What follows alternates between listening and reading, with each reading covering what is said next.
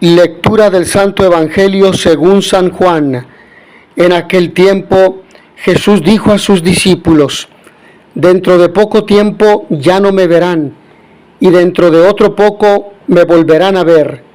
Algunos de sus discípulos se preguntaban unos a otros: ¿qué querrá decir con eso de que dentro de poco tiempo ya no me verán y dentro de otro poco me volverán a ver? Y con eso de que me voy al Padre. Y se decían: ¿qué significa ese un poco? No entendemos lo que quiere decir. Jesús comprendió que querían preguntarle algo y les dijo: están confundidos porque les he dicho, dentro de poco tiempo ya no me verán y dentro de otro poco me volverán a ver. Les aseguro que ustedes llorarán y se entristecerán, mientras el mundo se alegrará. Ustedes estarán tristes, pero su tristeza se transformará en alegría. Palabra del Señor. Dentro de poco tiempo ya no me verán, me voy al Padre. Después de haber hablado de la tarea del Espíritu como defensor y como consolador, ahora Jesús, ante la segura proximidad de su muerte, intenta orientar y consolar a sus desconcertados discípulos. Ciertamente, Él se alejará en un cierto momento, el corto período que va de la pasión a la Pascua, para luego establecer una nueva presencia entre los suyos. Durante ese peculiar tiempo de prueba ellos llorarán, mientras que el mundo se gozará. Pero cuando lo hayan visto resucitado, su tristeza se convertirá en intensa y desbordante alegría.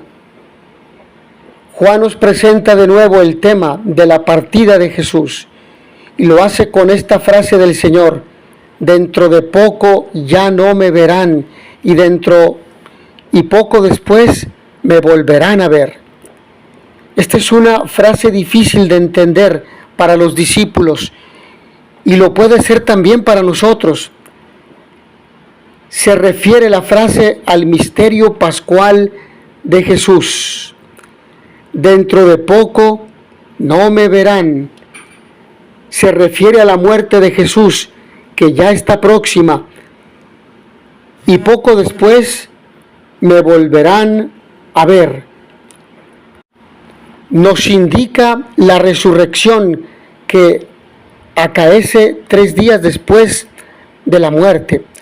A esta frase enigmática Jesús añade el anuncio del llanto y lamento de los discípulos en contraste con la alegría del mundo. Sabemos que cuando Juan se refiere al mundo está hablando de todos aquellos que odian al Señor. Por eso ellos se alegrarán con la muerte de Jesús, pero los que realmente lo conocen, sus discípulos, se lamentan y lloran porque el Maestro, el amigo, ya no estará más con ellos. Pero viendo la tristeza de sus discípulos, el Señor Jesucristo les anuncia proféticamente la transformación de la profunda tristeza en gozo. Esa tristeza por la muerte del Maestro, esa tristeza por haberlo abandonado, esa tristeza por haberlo negado, esa tristeza por haberse descorazonado, esa tristeza por ver en la tumba el fin de todo. Esa tristeza se transforma en alegría, sin límites, por el triunfo y resurrección del Señor. Dice Beda el Venerable: se entristecían los discípulos con la muerte del Señor, pero su tristeza se convirtió en alegría al enterarse de su resurrección. Su tristeza se convertirá en alegría cuando reciban terminada la lucha de esta vida, el premio de la victoria de la vida eterna, de la que habla el Salmo. Los que siembran con lágrimas cosechan entre cantares. Jesús sabe que no entendemos muchas cosas y que sufrimos por ello. No nos explicamos cómo puede existir la muerte, el sufrimiento, la traición, mientras existe un Dios bueno que se preocupa por nosotros. No todo parece tener sentido y sin embargo, Dios nos promete que nuestra tristeza se convertirá en alegría. ¿Cómo puede ser esto? El mismo Jesús, siendo verdadero hombre, sintió la angustia de enfrentarse a una prueba que hubiera preferido evitar. Si es posible que pase de mí este cáliz, o en la misma cruz cuando exclama al Padre, ¿por qué me has abandonado? Aún así confía, aún así ama. Jesús es Dios y como tal sabe cómo va a terminar todo lo que hace, pero sufre y sufriendo comparte nuestro sufrimiento. Se hace más cercano a nosotros y nos enseña que solo la confianza y el amor vencen el sufrimiento. No nos pide que saltemos al vacío de la incomprensión, sino que sigamos sus pasos, marcados por la cruz, y lleguemos con Él a la alegría de la resurrección. El tiempo de Pascua es un tiempo de profunda alegría. Me pregunto, ¿vivo mi vida con alegría? ¿Dejo que Jesús transforme mis tristezas en alegría? ¿Vivo la resurrección de Cristo en este tiempo pascual? La resurrección del Señor que me ha sido dada el día de mi bautismo. Por ello, su tristeza se convertirá en alegría. La perplejidad de los discípulos ante las palabras del Maestro es notoria, pero esta se desvanece cuando Jesús de Nazaret hace ver que tanto el seguidor como la propia comunidad creyente se verán sometidos a los inevitables imponderables de la vida: dudas, persecución, fracaso, críticas, difamaciones y éxito, experiencia del silencio de Dios y de la lejanía de Jesús, y también, por lo mismo, a una posterior vivencia de cercanía y testimonio que será la razón de la alegría creyente. A cada momento de prueba sucederá una nueva presencia de Jesús, una nueva forma de esperanza, una singular manera de caminar hacia adelante en su nombre. La comunidad debe aceptar el propio ciclo vital del Maestro de Galilea: morir y resucitar, servir y dar gloria, anunciar la palabra y creer en su germinación. Nos puede pasar lo que a los mismos discípulos, que a estas alturas no hayamos captado aún lo que significa la ausencia del Maestro, y no siempre entendemos, y no sepamos además salir de nuestra estéril confusión que enfatiza el hecho de que la muerte es el final de todo, en apariencia, que la muerte es un camino que nos conduce a la vida porque nos conduce al encuentro inevitable con el Señor de la vida.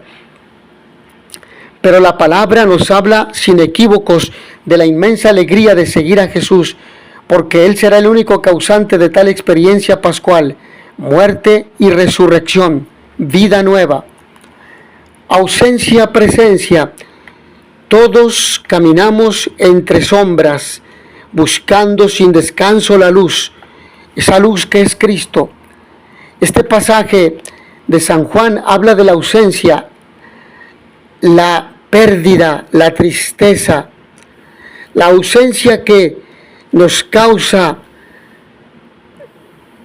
que Jesús no está con nosotros, porque se ha ido el Padre, pero Jesús ha prometido su presencia todos los días hasta el fin del mundo, y lo está en la Eucaristía, lo está en los sacramentos, lo está en los hermanos. Cuando te vimos sediento, cuando te vimos hambriento, cuando lo hicieron con el más insignificante de mis hermanos, a mí me lo hicieron, allí estoy en ellos. Pero también de la esperanza y la alegría de una nueva presencia que les abrirá los ojos del alma. Todo ser humano ha pasado por la experiencia de no entender muchos acontecimientos en su vida, situaciones que desbordan, y uno se pregunta: ¿por qué a mí? ¿Qué significa esta situación en mi vida? ¿Por qué ahora? Es el momento de interiorizar, de buscar esa luz que ilumina un horizonte nuevo, una interpretación que abre a la esperanza y a la confianza de que Él vive y no nos ha abandonado. El proyecto de Jesús de Nazaret no termina con la muerte. Él encarna el proyecto del Dios Abba, el de Dios Padre, que todos tengan vida y vida en abundancia. La vida humana transcurre entre sombras y luces, entre dudas y horizontes nuevos.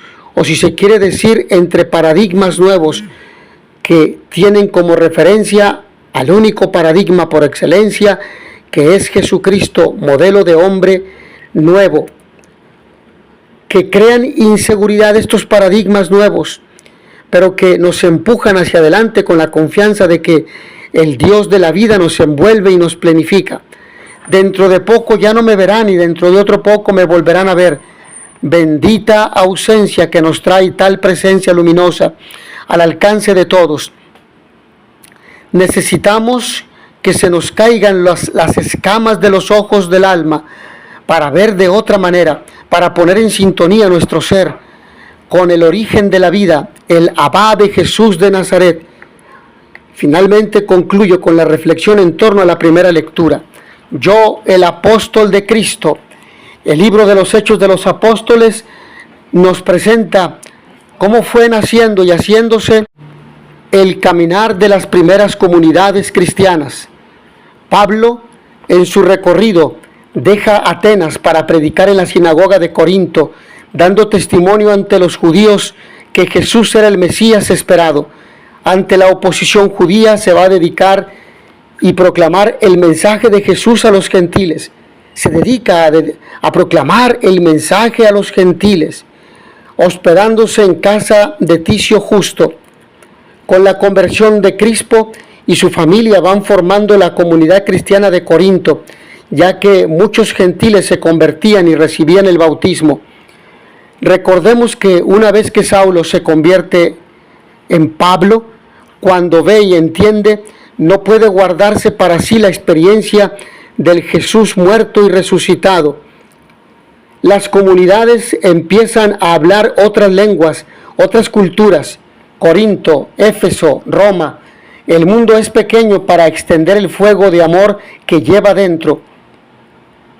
Cuando la persona se abre a la verdad, al Cristo viviente, no puede más que compartirla con todos los que encuentra en su caminar, y Él lo hace con su presencia y con sus cartas a las comunidades.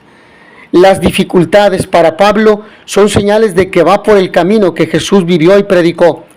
Habla sin miedo en la ciudad de los dioses de Corinto, proclamando que su Dios se manifestó en el profeta Jesús de Nazaret, que llamaba a Dios Abba, Padre, y cuyo reino es manifestado a los sencillos de corazón, curando enfermos, defiende a los débiles, vuelve a la vida a los muertos.